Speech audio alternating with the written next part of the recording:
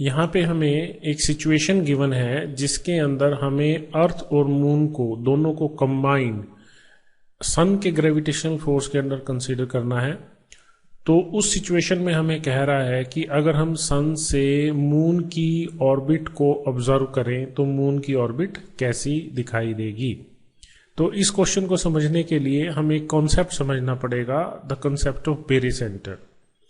वास्तव में बेरिसेंटर क्या है? बेरिसेंटर सेंटर ऑफ मास है अर्थ और मून सिस्टम का, जो कि अर्थ के सेंटर से 4671 किलोमीटर अबव है टुवर्ड्स द सरफेस। ठीक है, 6400 किलोमीटर तो अर्थ का रेडियस है, तो ये अर्थ की सरफेस के अंदर है और ये वो पॉइंट है जिसके अबाउट अर्थ और मून क्या करते हैं? रिवॉल्व करते हैं। ठीक है, अर्थ और मून भी इस सेंटर के अबाउट रिवॉल्व करते हैं। तो जब हम कहते हैं कि अर्थ सन के चारों तरफ रिवॉल्व कर रही है, तो वास्तव में सन के चारों तरफ अर्थ का सेंटर रिवॉल्व नहीं कर रहा, वास्तव में मून अर्थ सिस्टम का सेंटर, ये बेरिसेंटर ही सन के चारों तरफ रिवॉल्व करता है। तो इसको यहां पिक्चर में दिखाया हुआ है। तो यहां पे आप देखिए, तो ये बेरिसेंटर की सिचुएशन है। ये वो ऑर्बिट है जो सन के चारों तरफ है, जो कि इलिप्टिकल होगी, यू नो इट। तो ये जो बेरिसेंटर है ये इस पाथ को फॉलो करेगा। बेरिसेंटर हमेशा इस पॉइंट के ऊपर होगा। ठीक है, इस लाइन के ऊपर, इस ट्रेजेक्टरी के ऊपर होगा। ठीक है, ये कह सकते हैं।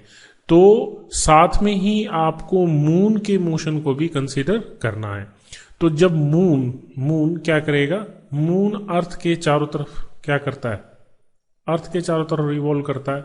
तो वास्तव में जो मून की जो रेवोल्यूशन अराउंड द अर्थ है वो अर्थ के सेंटर के अबाउट नहीं है, वो वास्तव में बेरिसेंटर के अबाउट है। ठीक है, तो अर्थ मून सिस्टम को आप टू पार्टिकल सिस्टम की तरह कंसीडर करें, जो इस कॉमन सेंटर के अबाउट क्या करेंगे?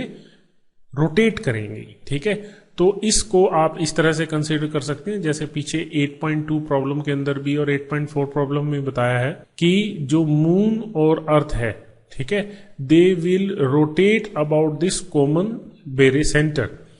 तो जब ये मून इस अर्थ के चारों तरफ रिवॉल्व करेगा तो ये जो बेरिसेंटर की पोजीशन है ये भी एक तरह से आपको सर्कल में घूमती हुई दिखाई देगी। तो यहां पे क्या होगा? जो मून की पोजीशन है विद रिस्पेक्ट टू अर्थ, तो जब मून रिवॉल्व करेगा अर्थ के चारों तरफ तो मून की position with respect to earth यहां पे आप देखिए ये चेंज होगी।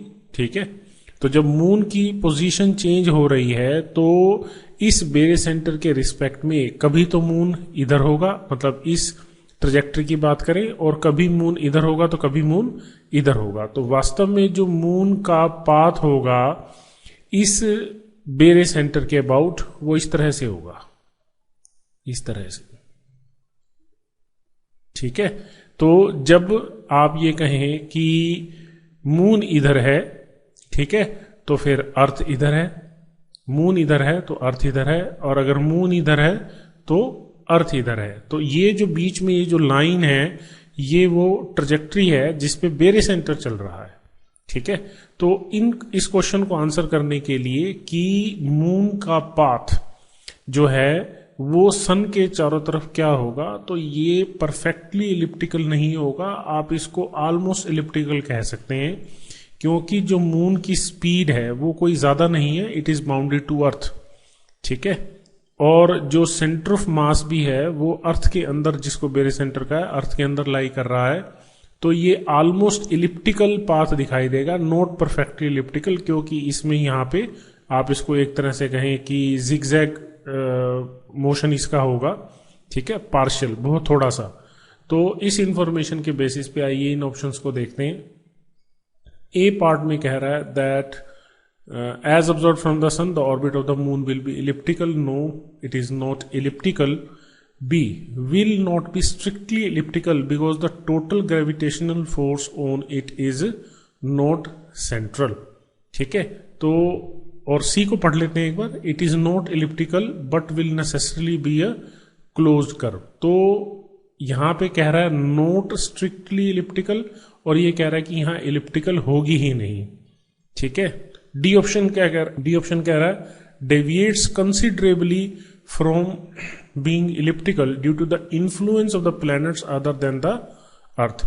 तो मून के ऊपर नो डाउट दूसरे प्लैनेट्स का ग्रेविटेशनल इन्फ्लुएंस तो होगा, बट कंसिडरेबल इन्फ्लुएंस नहीं होगा, बहुत कम इन्फ्लुएंस होगा, क्योंकि ये अर्थ के बहुत नियर है। तो मेजर इन्फ्लुएंस इसके ऊपर अर्थ का होगा, ना कि दूसरे प्लैनेट्स का, क्योंकि ये अर्थ के साथ बाउंडेड है। ठीक है, तो डी ऑप्शन तो रॉन्ग है। ठीक है, अब हमें बी और सी में से चूज करना है।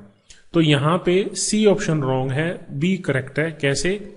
यहां क्या कह रहा है? It will not be strictly elliptical, दिख रहा कि स्ट्रिक्टली इलिप्टिकल नहीं है, because the total gravitational force on it is not central. तो किसके ऊपर फोर्स सेंट्रल नहीं है?